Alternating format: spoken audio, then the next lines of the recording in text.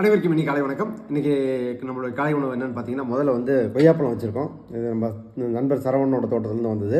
அடுத்து வந்து வெள்ளரிக்காய் வச்சுருக்கோம். அடுத்து வந்து கொள்ளு பார்த்திங்கன்னா, இது வந்து முளைக்கட்டை வச்சு அதுக்கப்புறம் வேக வச்சு வெங்காயம்லாம் போட்டு தாளித்து வச்சுருக்கோம். அடுத்து வந்து இது வந்து பாவக்காய் வந்து பொரியல் பண்ணியிருக்கோம். இதுவும் பார்த்திங்கன்னா நம்ம நண்பர் சரவணனோட தோட்டத்துலேருந்து வந்தது தான்.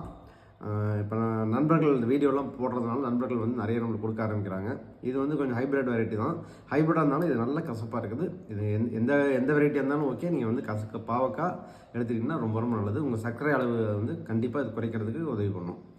அடுத்தது பார்த்திங்க அப்படின்னா, இன்றைக்கி வந்து மெயின் உணவு வந்து பார்த்திங்கன்னா சோளக்கருது தான் சாப்பிட போகிறோம். இந்த சோளக்கருது சாப்பிட்றது கொஞ்சம் டைம் எடுக்கும். அதனால் காலையில் கொஞ்சம் நேரமாக சாப்பிட்டுக்கிட்டா நல்லது. இன்றைக்கி கொஞ்சம் லேட்டாகிடுச்சு சமையல்லாம் பண்ணதுனால.